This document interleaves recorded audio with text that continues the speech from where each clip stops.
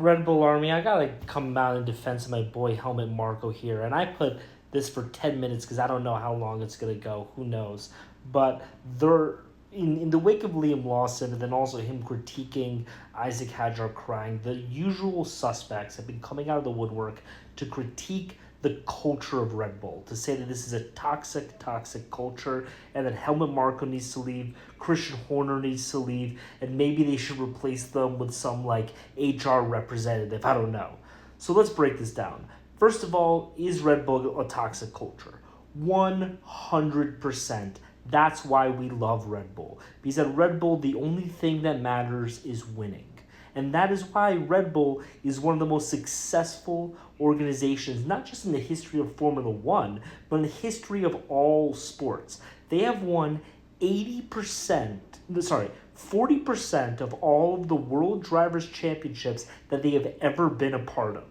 40%. If you just take since 2010, because it took them a few years to build the program, right? So if you just take since 2010 to today, they have won 8 out of 14 possible World Drivers' Championships. 15 possible World Drivers' Championships. That's more than 50%. So, yes, is it a toxic culture? 100%. Would I ever want to work at Red Bull? No. Would I want a friend to work at Red Bull? Never. But there are, like, in order to become a winner, you see this in all of sports, right? Michael Jordan is a lunatic. Tom Brady is a lunatic. All of these guys who perform at the highest levels are lunatics, and that's what you have at Red Bull. That's how we like Red Bull. It's because these guys are ruthless, merciless fucking killers. These guys are killers, and that's why we like them, right? Do we want ourselves to emulate them? No.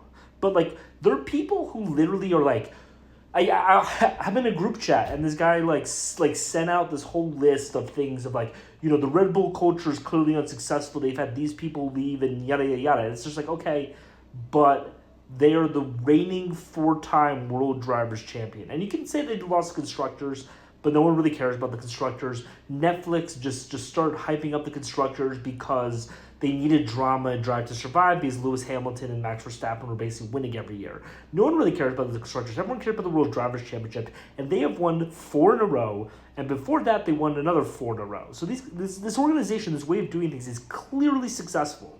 It's a clearly successful way of doing things, right?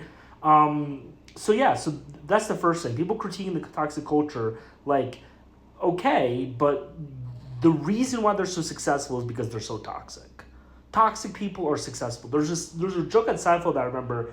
It was like, evil people just don't stop working. Like, Stalin was a workaholic. You know what I mean? That's the thing, right? Like malignant people are very hardworking. And these guys, I'm not saying these are guys like Stalin or anything, right? But they're hardworking, and they're also not that great. That's why we like them.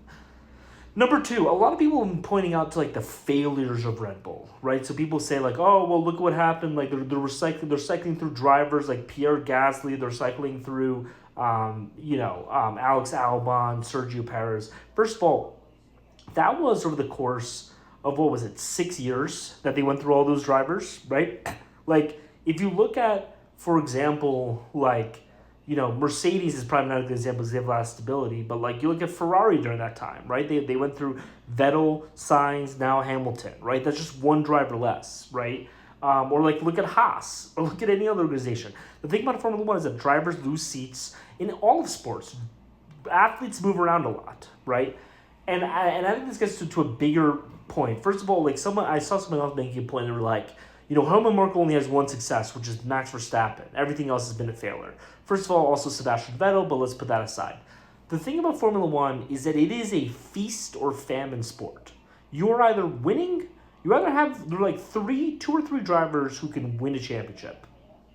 Everybody else is just competing for, a pat on the back, right? For a consolation prize, right?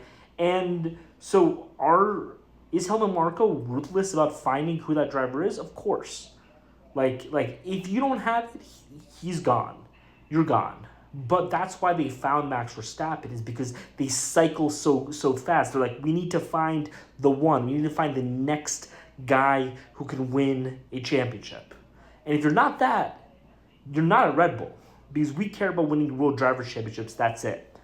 Second of all, like, people point to the fact that, like, Pierre Gasly and Alex Albon and Carlos Sainz all went on to have successful careers. So that's true, but they all went on to have successful. People keep on forgetting this. They all went on to have successful careers like years after, you know, the Red Bull stint. Like Carlos Sainz, after leaving Racing Bulls, he went to Renault, where he was then kicked out of Renault, and then he went to McLaren, where his first year at McLaren was a bust.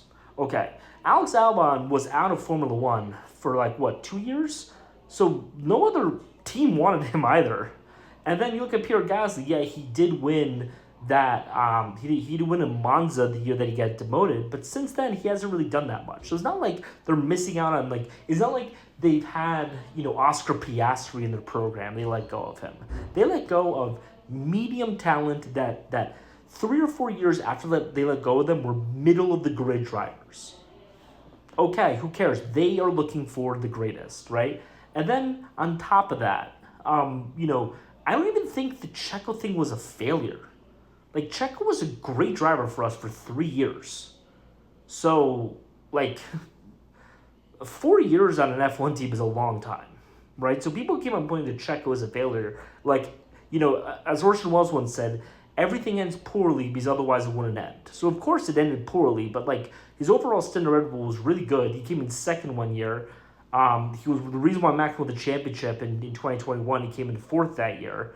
But, like, he was a very good driver, right? So, like, this whole toxic culture thing is like, look, it's the reason why they win, and all these things that people point to are wrong. All this to say, I think Isaac Hadjar is the truth. I'm really excited for Isaac Hadjar to make the promotion to the Red Bull team maybe next year, maybe the year after that. Hopefully Yuki's the truth, but if he's not, Isaac Hadjar definitely is. And yeah, we're going to go back to race. We're going to go back and win. And we're going to keep on winning, and the other teams can go back to crying.